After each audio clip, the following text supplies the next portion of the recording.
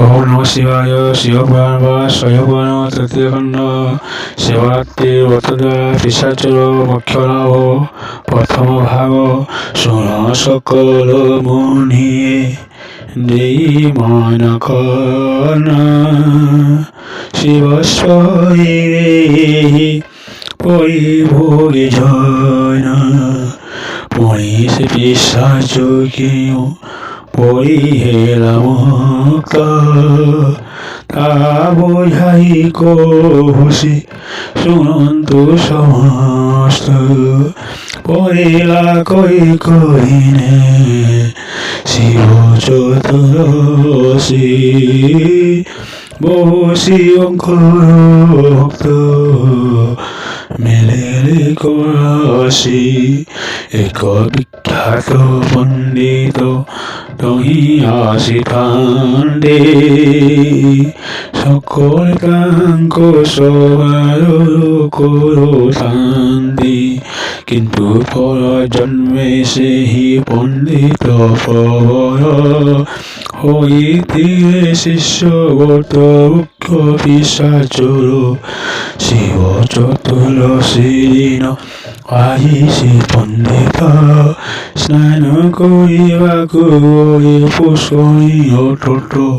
পোখরী ভিতরে বসে স্নান করাবিলে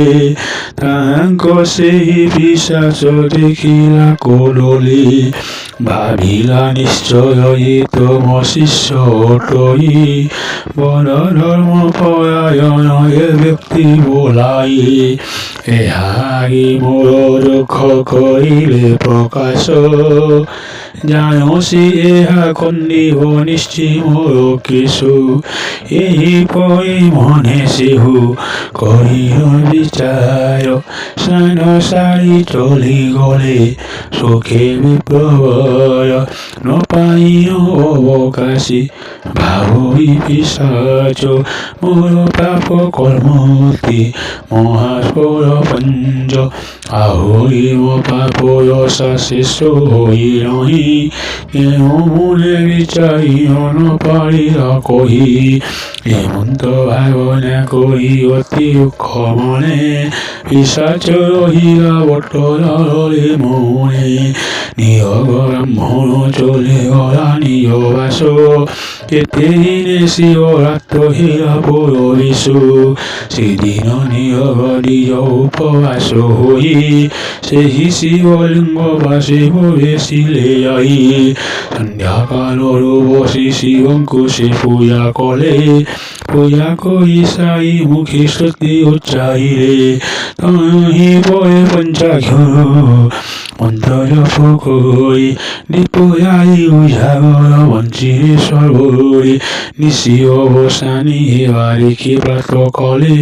স্নান করে যাই সেই পুষ্করিণী জলে স্নান বিধি করে সন্ধ্যা কর্ম বধাইন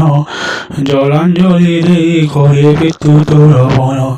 তদন্তে সূর্যଙ୍କୁ অর্ঘ্য দেই শুদ্ধ মনে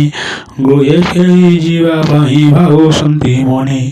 ଏମନ୍ତ ସମୟ ସେହି ଦିଅଙ୍କର ଗୁରୁ ପିଶାଚ ଶରୀର କିମ୍ବାଇଲେ ବଟ ତୋରୁ ଶିଷ୍ୟକୁ ଶୁଭିଲା ପରେ ପ୍ରକାଶ ବଚନ କହନ୍ତେ ତା ଶୁଣ ଭୟ କରେ ସର୍ବଜନ ଅତ୍ୟନ୍ତ ଘର ସରବ ପିଶାଚ କହୁଛି ମୋର ସବର ଶୁଣି ସର୍ବେ ପଳାଇଲେ ଗୁଞ୍ଜି ନିରବ ବ୍ରାହ୍ମଣୀ ଏକା ନ କରି ନ ଭୀତି ରହିଲେ ଶୁଣିବା ପାଇଁ ତାର ସେ ଭାରତୀ ପିଶାଚ ବହିଲେ ଶୁଣ ନିରବ ମହିମା ଶିବ ଭକ୍ତ ତୁମ୍ଭେ